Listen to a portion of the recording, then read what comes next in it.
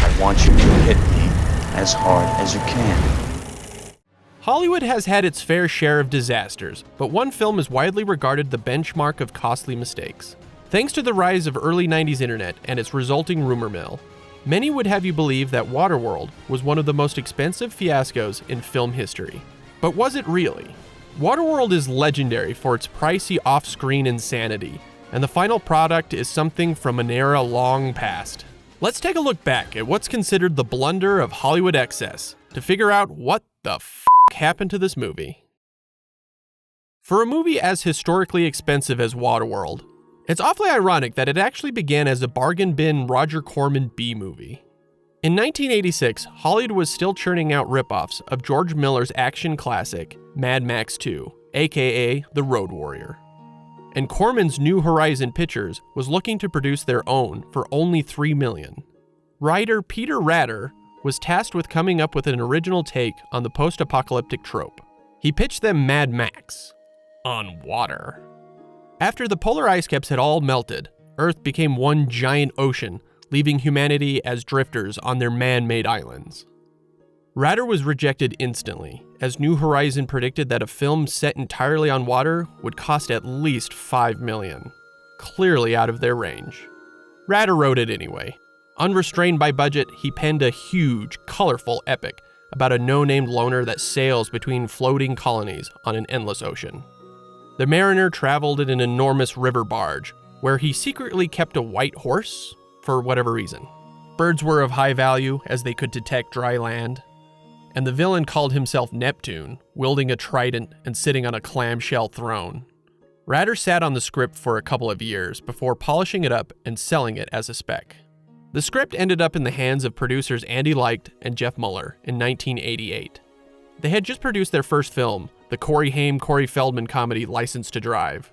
It was a mild hit, and the producers wanted to flex their muscles with something bigger. Looking at Waterworld, they discussed endlessly with Ratter about how they could feasibly and safely make the film on water and projected a budget of $30 million. They teamed up with producing brothers Larry and Chuck Gordon to make it happen. By 1992, Kevin Costner and director Kevin Reynolds were both independently interested in making Waterworld, but refused to work with each other. The Kevins became friends after Costner was cast in Reynolds' first feature, Fandango. Years later, while Costner was directing Dances with Wolves, he had Reynolds on set as an advisor.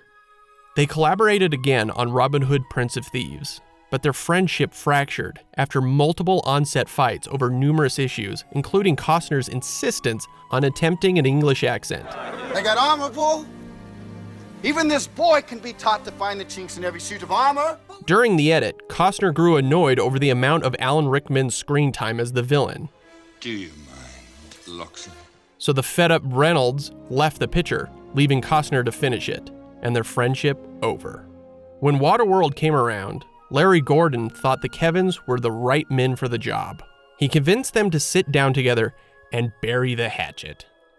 Now on board, Universal Pictures officially bought the script, and the Kevins started making sweeping changes. First, screenwriter David Twohy, fresh off The Fugitive, was brought in for rewrites, replacing Ratter, who was already exhausted with the project after years of writing dozens of drafts. Most of the whimsical elements were stripped from the story, grounding it in a more dirty Western style. No horse or birds, and Neptune was toned down to a one-eyed villain. Gills were added to the mariner, and he became more of a recluse who wasn't interested in the search for dry land. As the budget increased to $65 million, Leicht and Muller felt their concerns for shooting on water were being ignored. But when they spoke up, Universal forced them to leave the film. While they managed to maintain their executive producing credits, they now believe Waterworld's insane production was a bullet worth dodging. They moved on to make Ben Stiller's The Cable Guy. Dry land is not a myth! I've seen it! Kevin Costner, Waterworld! When the start date drew closer, the Kevins' differences boiled back up.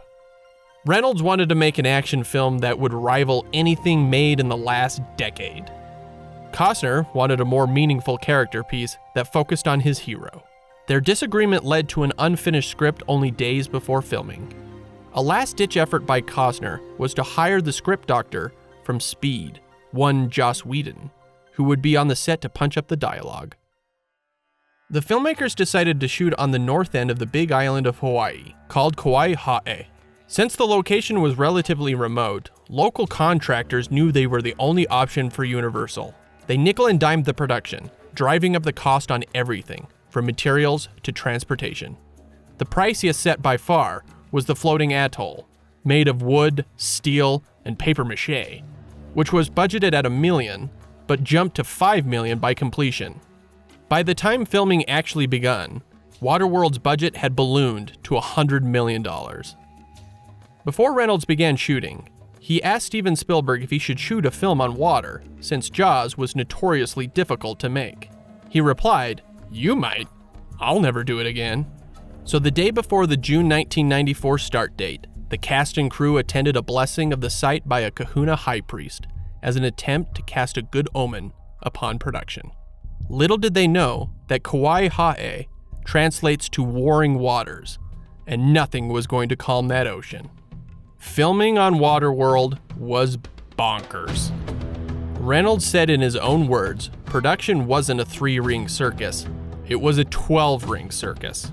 The cast and crew constantly got seasick. Mountains and shipping vessels in the background would spoil shots that would later need to be digitally removed.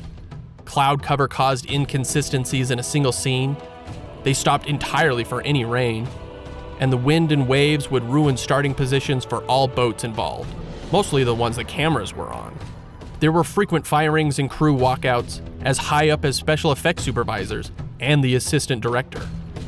Getting hundreds of people to a set 1,000 yards offshore took hours, and they would break for lunch as soon as they all got there.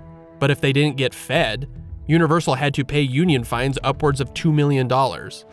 We ate 2 days ago. You ate. And don't even think about the amount of sewage that had to be pumped out of the toilets hidden within the sets. If things weren't just gross or troublesome, they became dangerous. One local stuntman would commute 40 miles by water and got lost at sea for a full day before being rescued.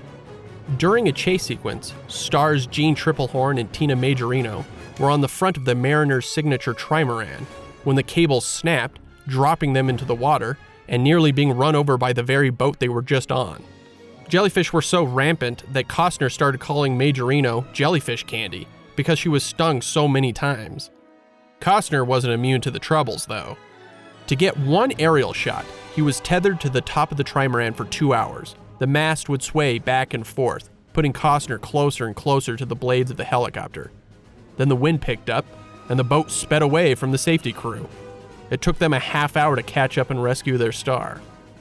You'll notice the arterial nature of the blood coming from the hole in my head. You can assume that we're all having a real lousy day.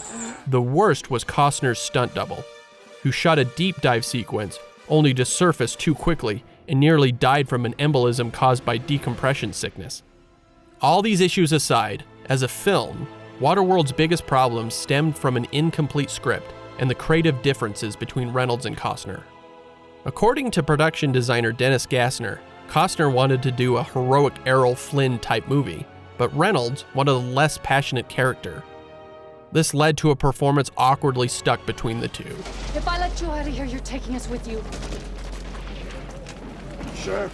The Kevins returned to their petty squabbling until Costner announced mid-production that he was getting divorced from his wife of 16 years.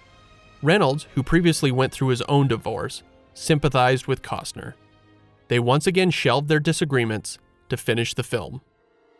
But if things weren't bad enough, the prolonged shoot pushed production into hurricane season, and sure enough, a giant storm tore through the atoll, sinking the $5 million set.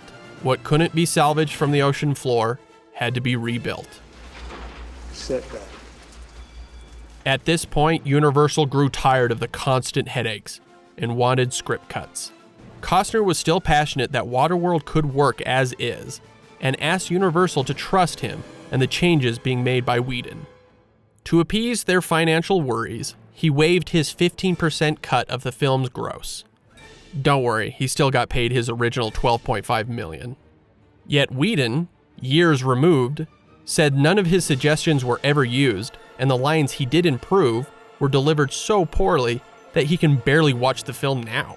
For a hideous freak, you're okay. It was a joke. He was hired for 1 week, but stayed for another 6 in what he called 7 weeks in hell. Production in Hawaii came to a merciful end at the beginning of 1995. Oh, thank God.